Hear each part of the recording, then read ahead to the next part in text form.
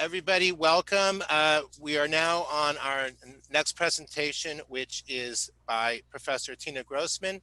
She will be speaking about family destruction and survival in the Soviet Union, war and its aftermath, and we're delighted that Professor Grossmann is joining us today. She's spoken many times at the museum, always brings a very interesting perspective, and I'm sure you will learn a lot, and I had the chance to preview some of these pictures, and I thought they were pretty amazing. So without further ado, I turn the floor over to Atina. Thank you, Paul, and thank you for being the master of the or the controller of the PowerPoint.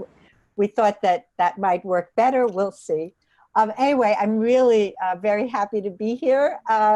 Back at the museum, so to speak, and to continue the conversation from yesterday and this morning. And in a sense, I think what I'm doing is I'm giving a kind of prehistory of some of the experiences that Rebbetzin Farbstein was just speaking about. And I said privately to Paul, that I was really so pleased that we had this perspective also of the religious experience of the survivors and the displaced persons, because it is true that many of the scholars working on the subject, at least those in the US and in Europe, have focused on very much on the question of Zionism and less on the question of religious experience. So I really want to focus here on the people you see in this photograph, which is a photograph of survivors arriving at a DP camp in occupied Germany near Frankfurt called Seilsheim. And I always ask my students when I show them this photograph, I say, what's wrong with this picture? And they kind of look, and then they say, but, you know, there's babies, there's children, there seem to be families, there's pregnant women. You know, we thought that older people did not survive. We thought there were no babies that could survive. And you just heard Rebbetzin Farbstein talk about survivors who said, I haven't held a baby in my arm for 4 years. So these are the people who actually represent the majority of at least East European survivors. Avi Pat gestured toward this yesterday already. These are Jews who have arrived in a displaced persons camp in American occupied Germany in 1946, and they are so-called repatriates from the Soviet Union who were repatriated to Poland, where, as you also already heard, Natalia, whoops, I think I need my earplugs. You already heard from Natalia, surviving Jews, both those who had survived within Nazi-occupied Poland and those who were returning from the Soviet Union, experienced violent anti-Semitism again, and with the help of the Bricha, and also on their own. Many of them escaped then to mostly American occupied Germany. So I'm going to focus today on this question of family cohesion, building, rebuilding, and also, I think you got the sense already from Natalia's presentation, separation and loss that marked the experience, of course, not only of the much smaller saved remnant that was immediately in the DP camps, the ones that Rabbi Klausner liked to work with, right? But the experience of the majority of the Sherit HaPlita, which were those who had, as I think we've come belatedly to recognize, survived in the wartime Soviet Union, which provided a absolutely critical, absolutely the main, if extremely harsh, and generally quite involuntary refuge first in labor camps and special settlements in Siberia and other remote areas of the Soviet Union, and then, as you'll hear in a few minutes, in Central Asia. And we have very sort of fudged numbers. We just, there are no accurate statistics, unfortunately, when we talk about DPs, as you've heard, and survivors. These are a highly mobile population. It was impossible to track. The official figures are undercounts generally, but to the best of what scholars have been able to figure out, maybe 2/3, some people even say up to 80% of all Polish Jews who survived, which of course was itself a tiny remnant. We figure perhaps 10% of the 3.3 to 3.5 million Jews who had resided in pre-war Poland. But this majority who survived the Second World War did so because they escaped Nazi occupation, often at the last minute. And they ended up, as many people who had that experience sort of said, with a deep appreciation of the ambivalences and the ironies and the ambiguities of that term. They said they ended up deported to life in the Soviet Union. Many of them eventually ended up in the DP camps in Germany, which I have worked on extensively. Others, actually, a much smaller group, ended up in Palestine by passing through Iran and India. These are the famous Tehran children and the soldiers of the Polish army on their way to new homes in Eretz Israel, in Palestine. And so can we have the map, please? Next slide, thank you. Oops. Thank you. So what I'm really talking about today is that blank space, right? That is behind the front line. I mean, it's a little late. This is January 44, but just think about the fact that on maps about the Holocaust, in many cases, that area where actually the majority of the Jews, the Eastern European Jews, survived is a blank because it's not under Nazi occupation. It's the unoccupied Soviet Union. Can we have the next map, please, just so you get a sense? Right. So here you have a much broader sense of the world that I'm talking about, which includes not only Poland and then then what is this large area of the Soviet Union, but you see also the autonomous republics, which became so important for Jews, Kazakhstan, Uzbekistan, and then the connection down to Iran and also to India. So just to give a sense of the sort of more globalized experience of the of many survivors. And it is just the case that this forced migration away from the Soviet territories then in 1941, which were first attacked by the Germans, provided the main chance for East European Jewry survival. And it was also virtually the only chance where we have survivors in intact families, although, as we'll see, most of them returned in partial, if not decimated families. So just to clarify for one moment who these people were, we don't know how many there were originally. We estimate that there were about 230,000 who returned to Poland, but certainly several 100,000 Polish Jews were within the redrawn borders of the Soviet Union in the summer of 1939. And that really includes then two groups. One group were Jews who were already living in a part of Poland that then became Sovietized when the Soviet Union took over that part of Eastern Poland, and others were Jews who fled the advancing German army, the Wehrmacht, into those parts of Eastern Poland that had become Soviet. and then joined the Jews who were already living there. And then we have this moment where there's a division of who actually manages to escape before the Soviets take over that part of before the Germans take over that part of Eastern Poland.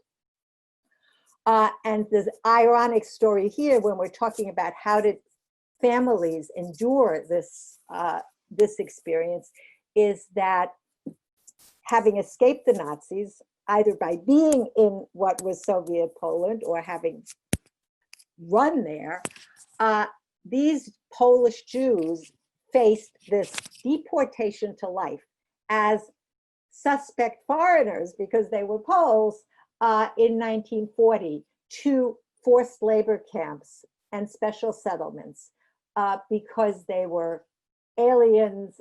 Usually the, can I have the next slide, please?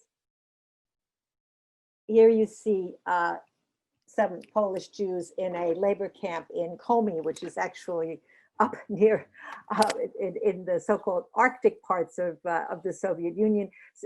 Survivors usually talked about where they were in these camps as Siberia. But Siberia, in a sense, is a cipher for other parts of the USSR, including the Urals, Kazakhstan. Actually, we can go to the next slide. Here you see a group of Polish Jews on a kolkhoz, on a collective farm in Kazakhstan, and all kinds of other autonomous regions of the Soviet Union. This was an accidental and quite brutal deportation also. Some Jews actually thought that they were going back to Poland. They had escaped, but they had left family behind. They were also getting some reports that maybe conditions were not so bad. They missed their family. They needed kosher food. There were all kinds of reasons why Jews actually signed up to return to Poland. Some did. And that was also a moment of family breakup. I mean, we have these waves, really, of family breakups in this story. Some returned voluntarily. Some wanted to return to pick up a mother, a wife, a child, or to escape from the Soviet Union, ironically.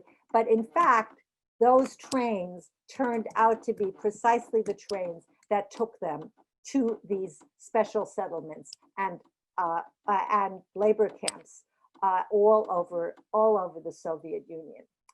And so that is where we have the Soviet deportation. It takes place in several waves, four of them in the winter and spring of 1940, and then once just before the war on the Eastern Front started in 1941.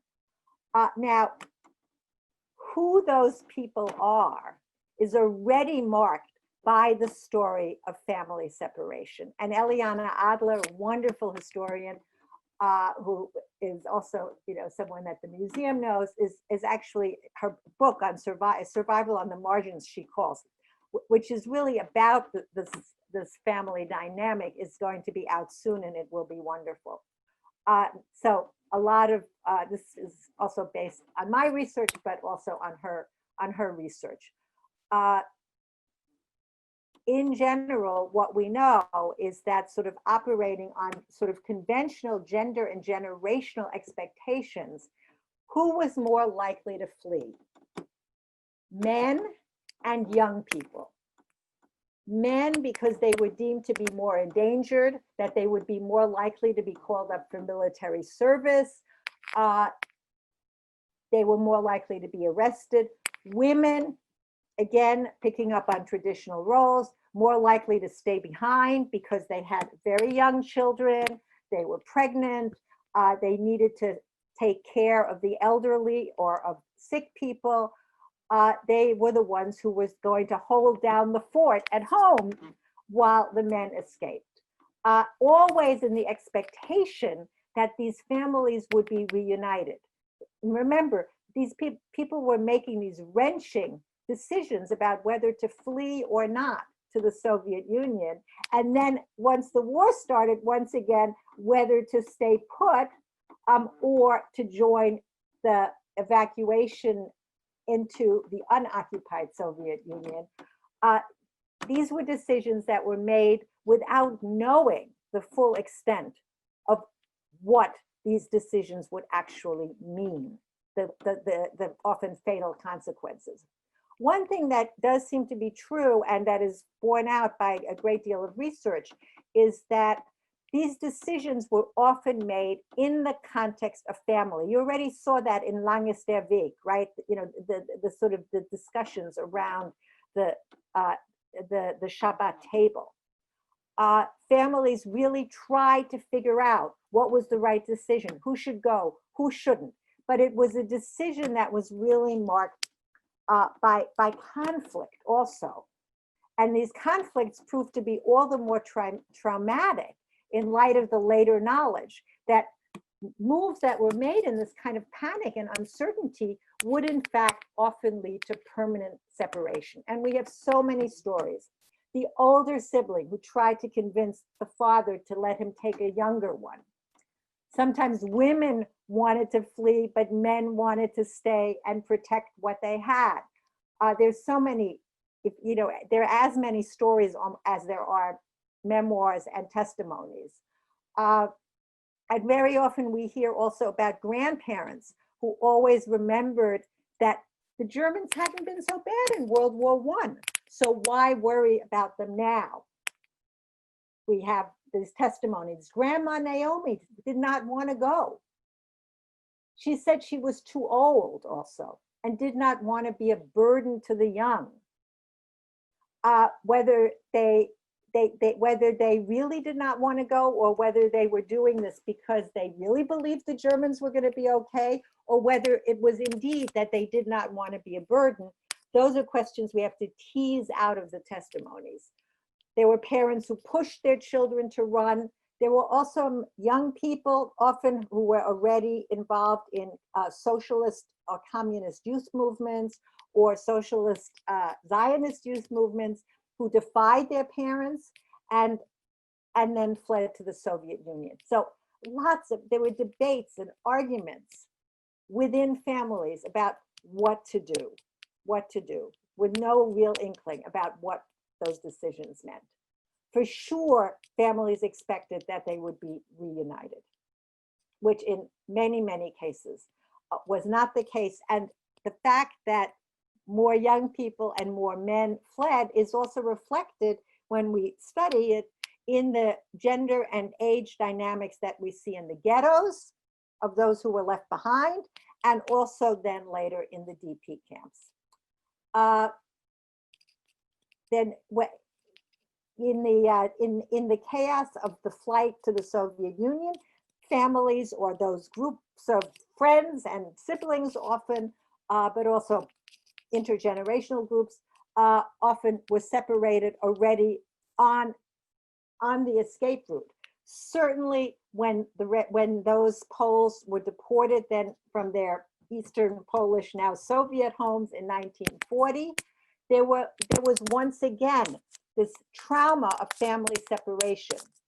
The people were deported, sometimes in sex segregated trains. They lost track of each other. Trains stopped at sidings. A young person might jump out to try to barter for food. The train would move on. The family would be broken up. And we also have these stories. Natalia mentioned the importance of train stations. And I can only confirm that for the Soviet Union as well. We have stories of permanent loss, but we also have these almost, miraculous stories of people finding each other again at another train station, days, weeks later, and also of being able to locate each other by using the mail, something else that Natalia mentioned yesterday. What's really important is that once, and if you can sort of look at this, the slide, that once they got to the special settlements, which varied in how horrible the conditions were, but the conditions were always not good.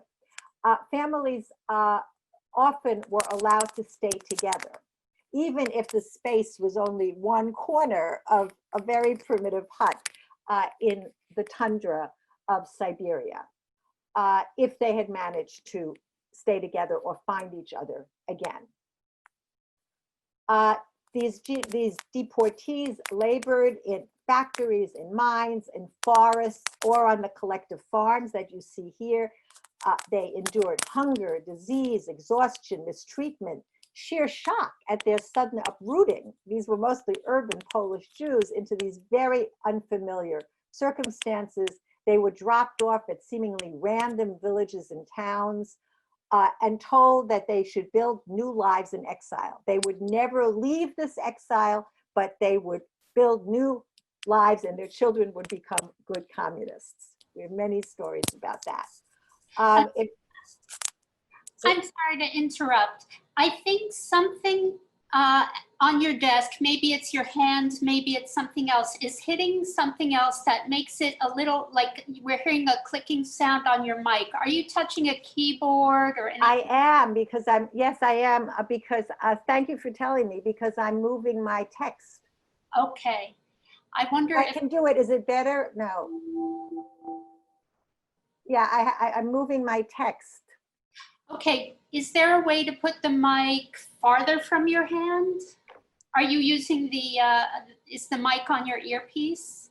Yeah, should I try? Let's try it without the earpiece. Okay. Work this way, is that better? Yeah, now try hitting your keyboard. I did. Oh, perfect, much better. Thank you. I thought you should have told me earlier. Okay.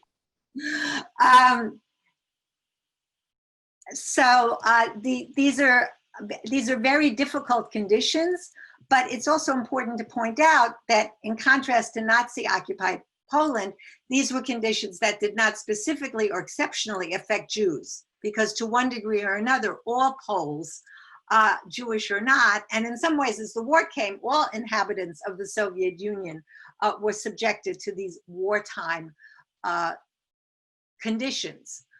The point was, can I have the next slide, please?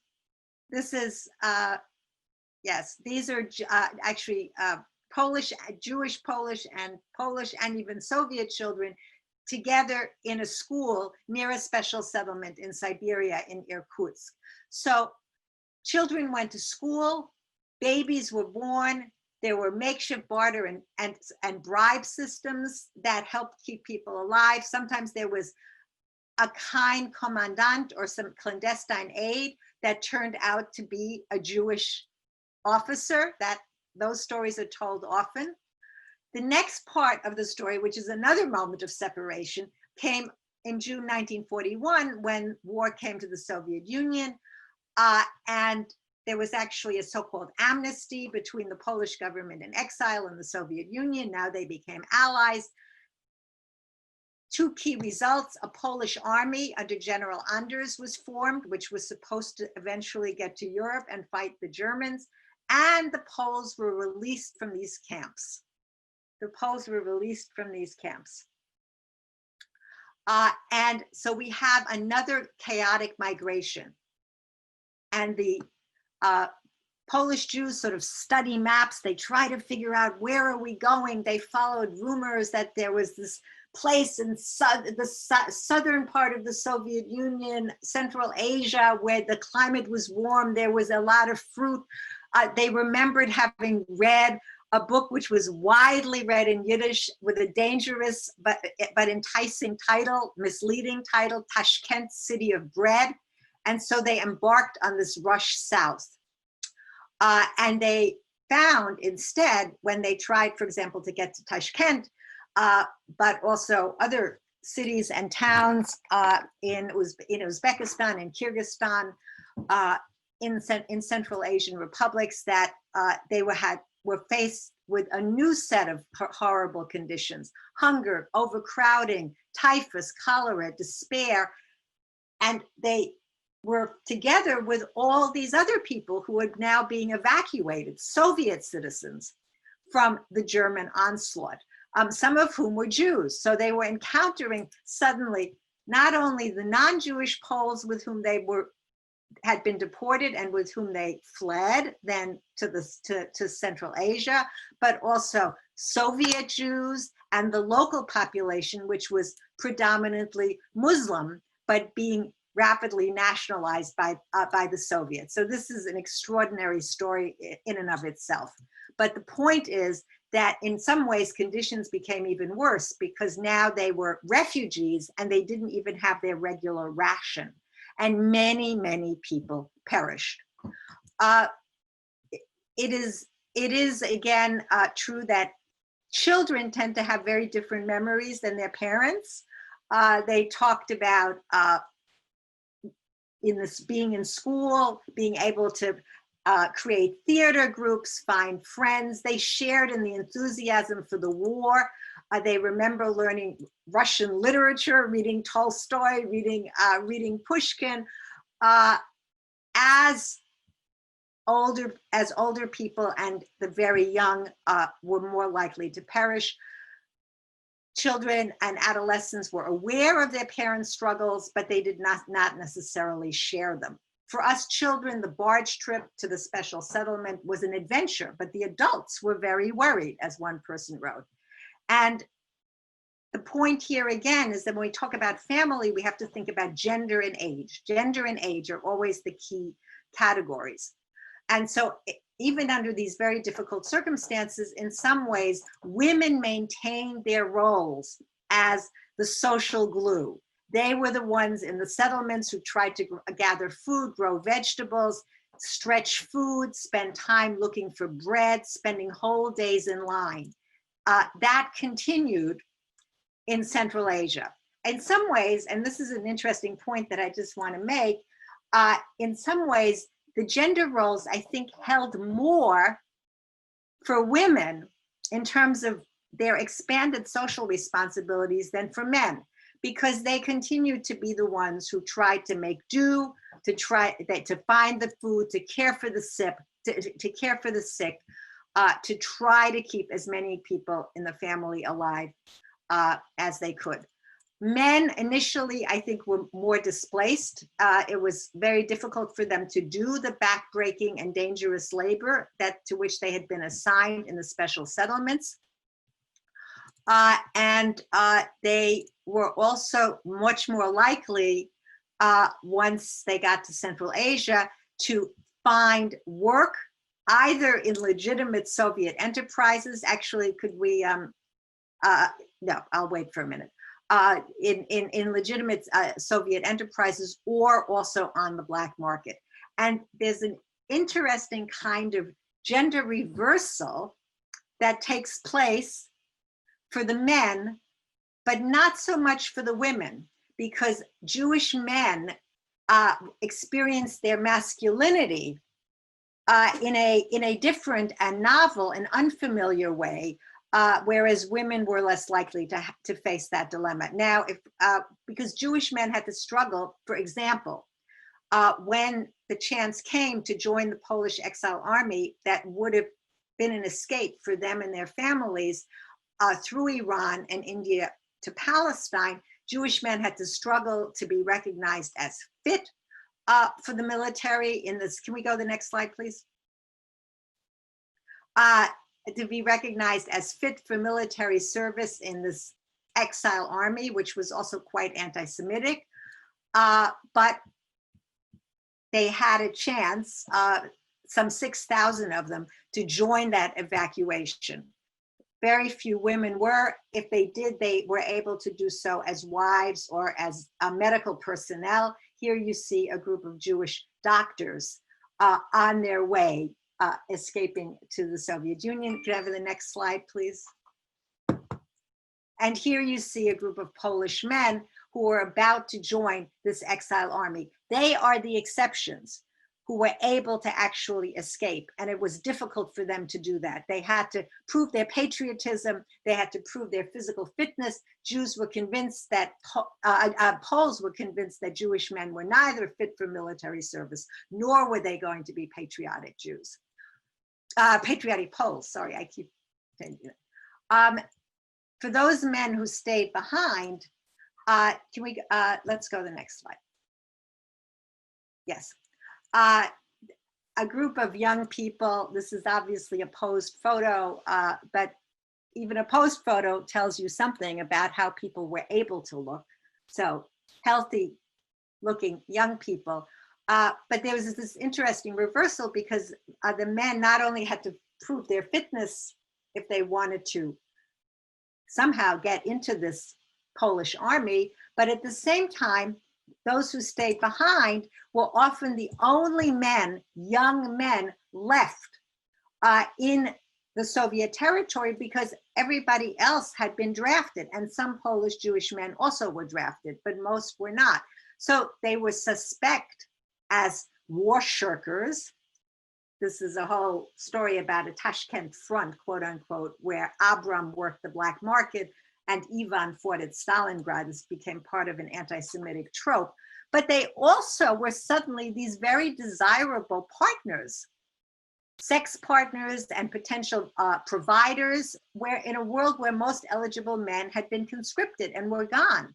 So that, interestingly, it was often men who were able to gain favors and improve conditions for themselves, but also for the parts of their family who they still were with, by bartering their sexuality. We've talked a lot about sexual barter of women under Nazi occupation, but in the Soviet Union, you can find that phenomenon for men. And so they were suddenly in demand. And they were the ones who had to deal with these ambivalences of instrumental sex, which we've now heard so much about women. Scholars have worked on this for women, less so for men. This was a very different and new experience for these young Polish Jewish men, and we have some very interesting memoirs that talk about this.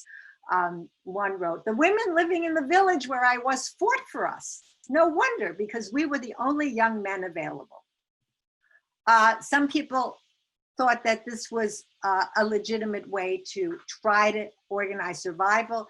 Others thought that it was an instance, again, of demoralization. But it is a very important part of the story. Women were, again, as I've said, they were the ones who were much more likely to have to negotiate social mores. They were the ones who worked with the landlords, who were usually actually landladies. Uzbek, they had to manage social interaction. They bargained about food, medical care, housing. They also met women who were very different from themselves. Many of the local women, Muslims, wore veils.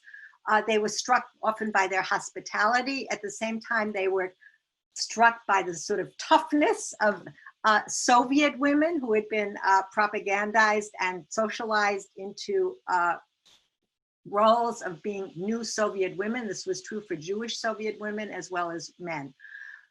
Women also made connections with the local population, which included also local Uzbek Jews known as Bukhara Jews. Can we have the next slide, please? This is a photo of a Bukhara Jewish wedding, which was taken by a Polish Jewish photographer. And you can see, this is, I think, in some ways, a photo that tells you a lot. You can see a Polish Jewish families in the back and the Bukhara Jews in the front. We can talk maybe in the Q&A about what those relationships were like. Can we go to the next slide, please? And we have many stories, unfortunately, of the ways in which Polish Jews in Central Asia actually try to understand the world in which they were living. Here you see, again, a portrait of younger Polish Jews. They're sightseeing. This is Tamerlane's tomb in Bukhara, actually. Next slide, please. Here they are again, meeting up with Bukhara Jews. And again, you can see, I think you can tell who's who by just looking at the photo. Next slide, please. Again, a slide of sightseeing. And you see that there's a young child with them. A child who might have been born still in Poland, might have been born when they were in the Soviet part of Eastern Poland, but he's alive, he's there, he's being taken, has a photograph being taken of him looking like a tourist. We can talk about what those photographs how to interpret these photographs. Next slide, please. Here again, I just want you to get a sense of the photographs that were preserved. These are obviously not the entire story. Next slide, please. This is a photo of work and labor, where certainly they spent much more time than sightseeing. And you see Polish, Jewish, mostly men, who are working. This is the Sparta shoe factory in Bukhara. They were more likely, as I said, to work in these type of enterprises, but they were also the ones who tended to go out and work the black market, which is why I've made the argument that some of the skills of black marketeering, quote unquote, of survival, barter, I think is a better term, were learned not so much in the camps, but in the Soviet Union, where this kind of barter and black market trading was absolutely crucial, crucial to survival. Next slide, please. Men were also more likely, although you don't see it interestingly in this photograph, more likely to have entry to some of the local cafes or restaurants. This is a so-called chaikhane, a tea house, a traditional Central Asian tea house. But here you see whole groups, obviously people in couples, young people sitting together in a tea house. These are clearly very different scenes than we would have from from Nazi occupied Poland. And next slide, please. And this photo may be of a mother and her children. There is no father in the photo. The father might have died, or he might already have been conscripted into some army. He might be working, but here I think you get maybe a better sense of how people looked.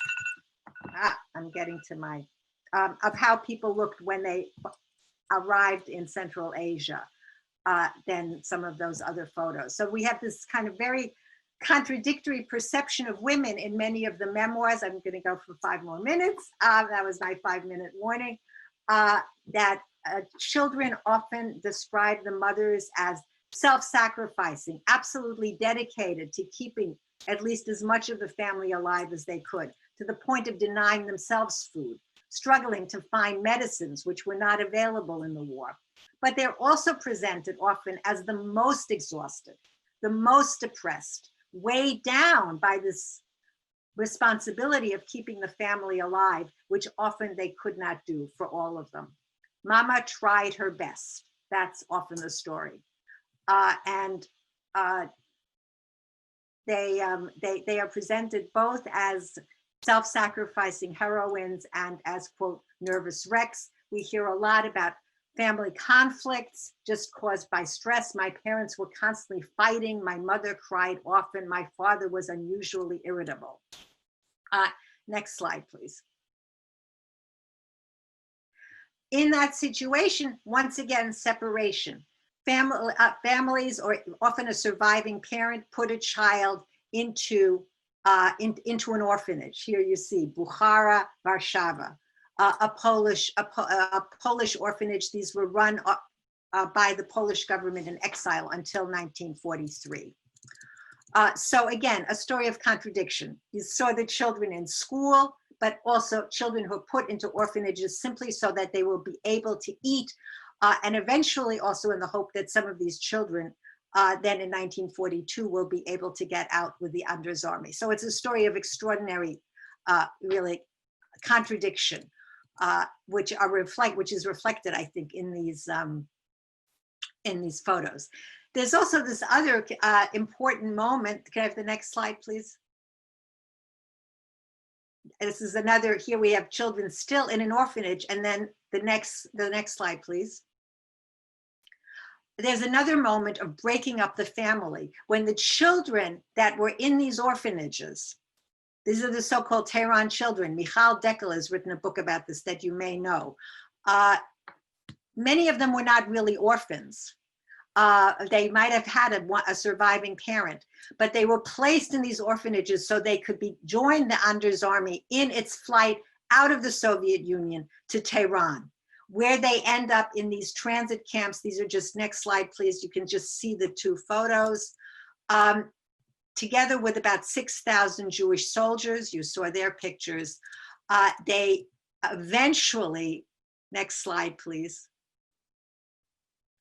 Here you see a child.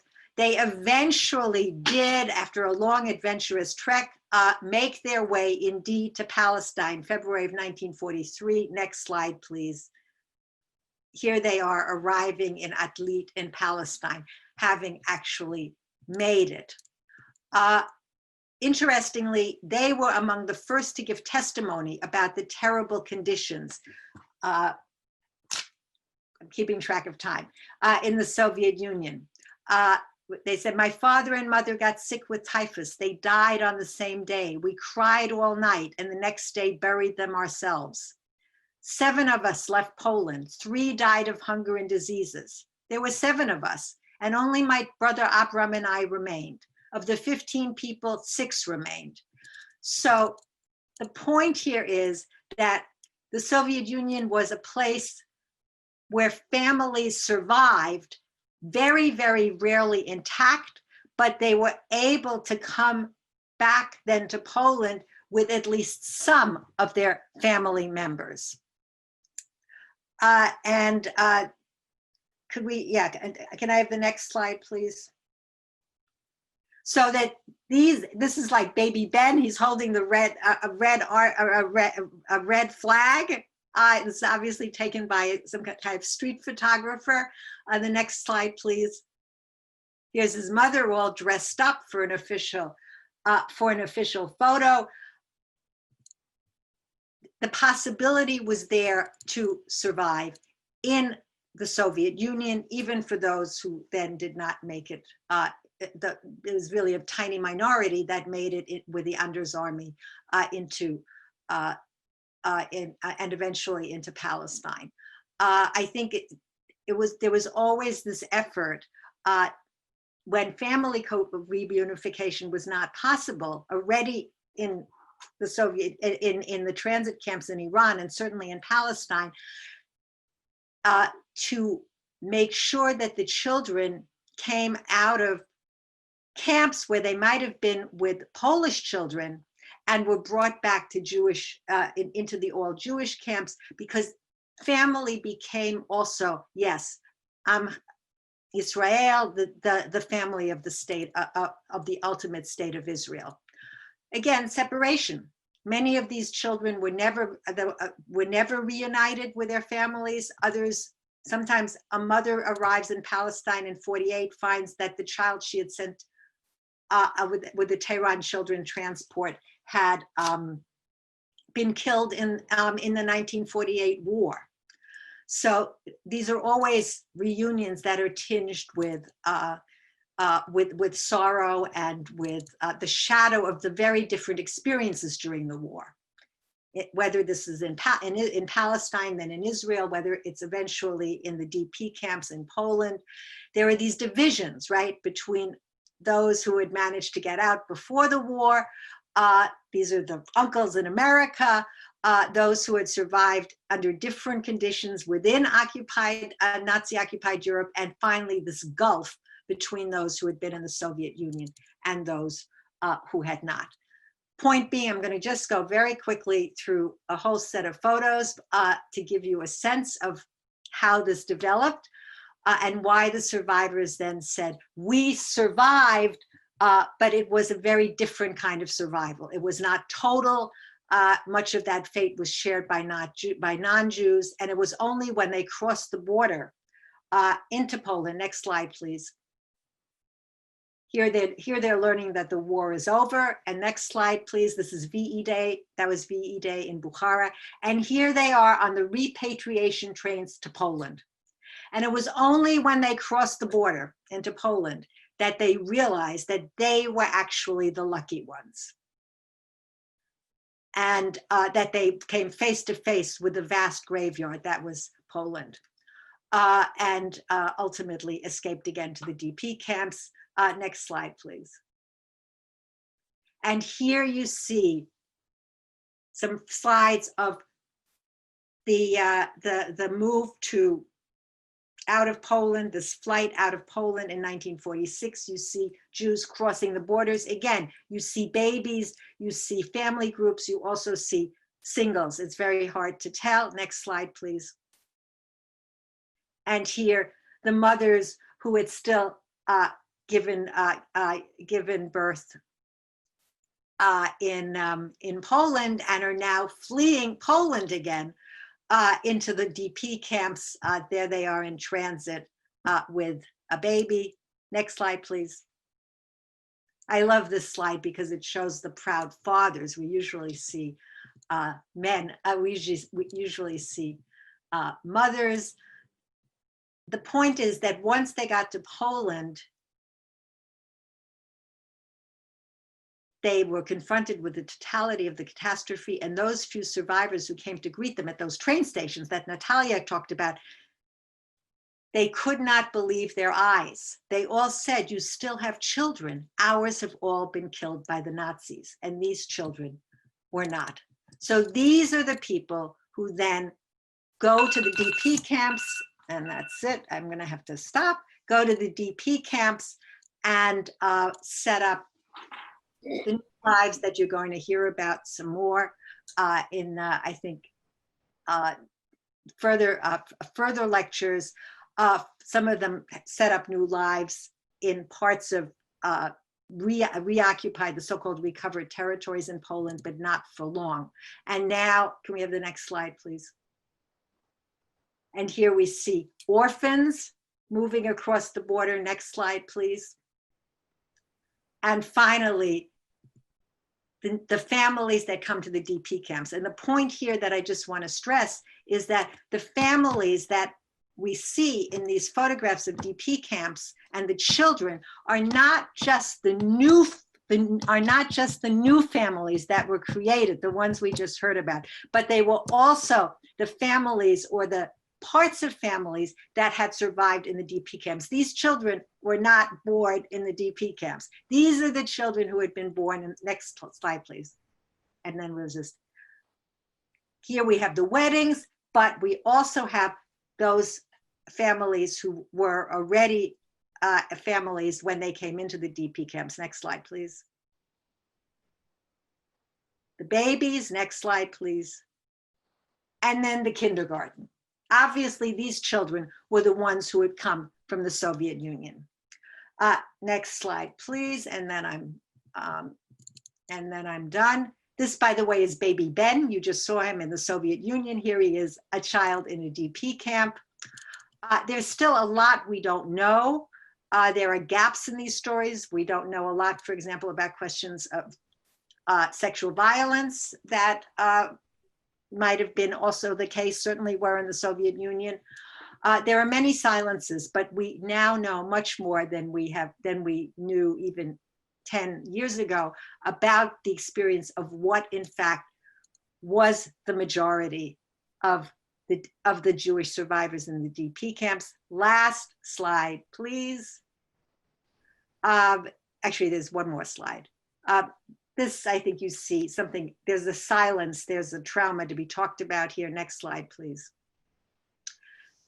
And it is that story of family breakup and attempts for families to stay together, family conflicts, family rebuilding, reunification, that carry within them still many gaps and silences. This is Toby Dopkins' family on the train to Bremerhaven, where they will catch a boat to the United States, having been in DP camps.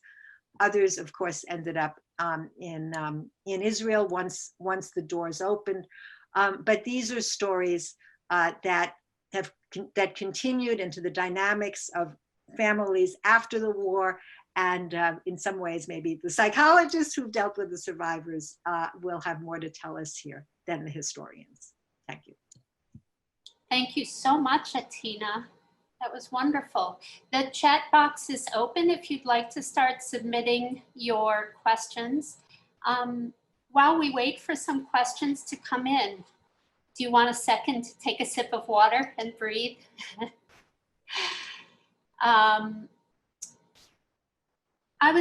Something you said at the end, that we now know a lot more than we knew. Can you talk for a minute about how you know what you know? What were the sources? Well, the sources that I used in this in this presentation, and I have many more quotes, of course, are predominantly come from memoirs, and there are many. A lot of them were self-published years later because there was very little interest, and these are, not literary works, but people writing down the story of their family, of what happened to them. We have sources from the JDC, which was the main aid organization, actually headquartered in Tehran. I have a lot, I've written about that a lot, about the whole Tehran experience, headquartered in Tehran, and was sending packages to Polish Jews in the Soviet Union to help them survive. Particularly, they sent goods like sugar and tea and cigarettes that would be useful actually on the black market, as useful as the blankets that they sent. So the JDC records are very interesting. The records of the Jewish Agency, when they talk about what they think is going on in the Soviet Union, and then also this attempted escape to Palestine during the war. There are oral testimonies. You have to look for them. The Shoah Foundation certainly has them. But the point, I think, is, I'll just say very quickly, the point is that even if these stories were written right after the war, I mentioned the testimonies that were taken from the children already in Tehran, but that's a very small group. Even it's only in the last decades that those survivors felt like they had the legitimacy to talk as survivors. They came back to Poland and they saw what had happened. And they said, we thought we were the ones who were suffering in the Soviet Union, and they were suffering. Right. And they had an ambivalent relationship to the Soviet Union. They were extremely grateful, but they also understood all the ways in which their lives had been extraordinarily disrupted and difficult. But sure, there was a kind of silence that fell on them, and they felt that they had to give pride of place, as it were, to the Jews who had actually been suffering under Nazi occupation. So it's taken a long time even to understand, though it makes sense. So few Jews survived the Nazis, that they were actually the majority. Uh-huh. Thank you so much. There's a question from a teacher. Maybe you could clarify for us. Her understanding is that she wonders, when the Soviet Union allowed Jews to leave, because she has heard that many were kept for years and sent to the Gulag. And so who was allowed to leave, who wasn't? When did those things happen? Well, as I said, the initial deportations to these labor camps and special settlements happened before the war hit the Soviet Union in 1940, right? So they were deported as Poles, not as Jews.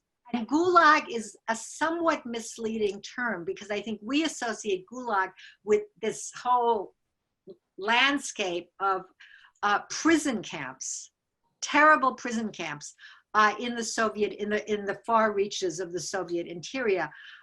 And some Jews ended up in those camps, but most Jews were in so-called special settlements, which were not quite as horrific as the prison camps we associate with the Gulag.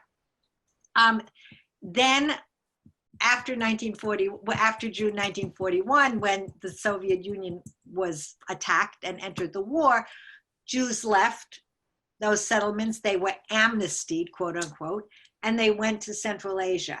And then there was actually an agreement between the new Polish government, which then had become communist dominated after the war, and the Soviet Union that allowed for the repatriation of Polish Jews. So most of the Polish Jews were able to leave. Soviet Jews, and maybe that's what, Jews who had become Soviet, some of them had accepted Soviet citizenship, had a much harder time, or who just were Soviet Jews, which is why they came out in the 70s and the 90s. And we have stories of families that were reunited and found each other after Soviet Jews were able to leave in the 1970s and even after the collapse of the Soviet Union in the 1990s. But on the whole, those Polish Jews who remained identified as Polish Jews were able to leave, and interestingly, they were the only ones, but they were repatriated to a Poland, which many of them decided that they had to leave once again because of the pogroms, because of the conditions in Poland, and that's how they ended up in the DP camps. Thank you. Thank you. That was very helpful. We really have about 2 minutes, so let me pick a question wisely. Okay, there's a question. This teacher knew people who were in Samarkand and other parts of Bukhara who were yeshiva students and or part of Chabad communities, Russian Chabad. Have you done research into the experiences of those communities? Well, this goes back to what I was saying about Rebbetzin Farbstein's lecture, that I have not, and I think there needs to be more research on those communities, which very often were able to move then as relatively intact collectives and settle together. Whether it's in Brooklyn or whether it ended up in Palestine or even in London or wherever. So I think there's actually more work to be done, and it just sort of speaks to the real multiplicity of the experience of Jews during during the Holocaust, that even within the Soviet Union, which was a very, very different experience than under Nazi occupation, or for those Jews who had managed to escape even before the war, that there's actually still a great deal of work to be done, and it's sometimes hard to access these archives. But if you dig deep at the USHMM, the Holocaust Museum, or at Yad Vashem, for example, and in other archives, you will be able to find much more that we don't actually know yet. There's still a lot to know. Well, thank you so much for all the research you have done. This was fascinating, enlightening. I look forward to reading more of your books, and I really enjoyed learning more about the changes in social roles, especially with the gender changes and bartering for materials that men did, as opposed to what we often hear about. It is time for us to break for lunch. So I will encourage those who have questions that were not answered to please send them along to Paul or to me, and we will forward them to Professor Grossmann.